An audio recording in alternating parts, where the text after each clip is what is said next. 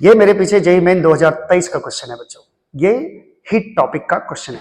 ठीक है, देखो कितना इजीली सॉल्व होगा। ये ग्राफ का क्वेश्चन है बच्चों। क्वेश्चन में क्या दिया हुआ है बच्चों कि एक आइसोथर्मल प्रोसेस है और प्रेशर और वॉल्यूम कैसे चेंज हो रहा है। ये ग्राफ इसमें 4 ग्राफ दिया हुआ है। ठीक है, और एक कंडीशन भी दिया हुआ है कि T3 is greater than T2 is greater than T1 है।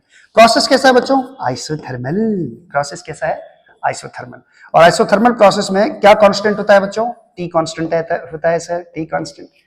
तो कांस्टेंट टेम्परेचर पे वॉल्यूम और प्रेशर में ये रिलेशन होता है V inversely proportional to P। ठीक है, तो इनवर्सली प्रोपोर्शनल होगा P और V का ग्राफ। तो ये तो स्ट्रेट लाइन बिल्कुल नहीं होगा, प्रेशर और वॉल्यूम का जो ग्राफ होगा वो कर्व होगा। ठीक है, तो सबसे पहले तो कर्व वाला ग्राफ चुन लो। कर्व वाला ग्राफ सर, कर्व वाला ग्राफ ये है और ये है, ये वाला है D वाला, यानी ये दोनों ऑप्शन तो होगा नहीं बच्चों, सबसे पहली बात ये।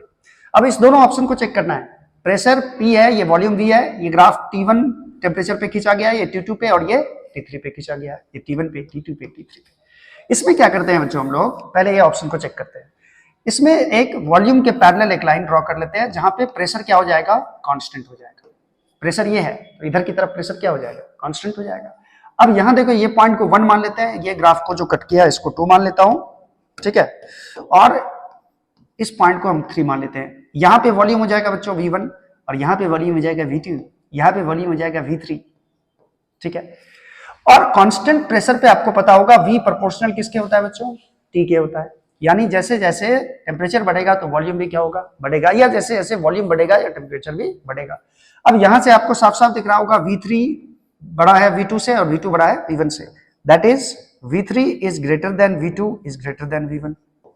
ठीक है, और क्वेश्चन में देखो, अगर जैसे मान लो दिया हुआ है आपको कि V3 बड़ा होगा V2 से, V2 से बड़ा होगा V1 से।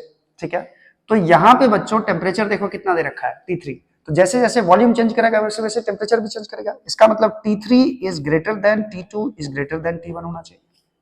और ये क्वेश्चन में दिया भी हुआ है, देख लो क्वेश्चन में दिया भी हुआ है यहाँ पे। इसका मतलब ये जो ग्राफ है ये इसको सेटिस्फाई कर रहा है। इसका मतलब ऑप्शन ए इज करेक्ट।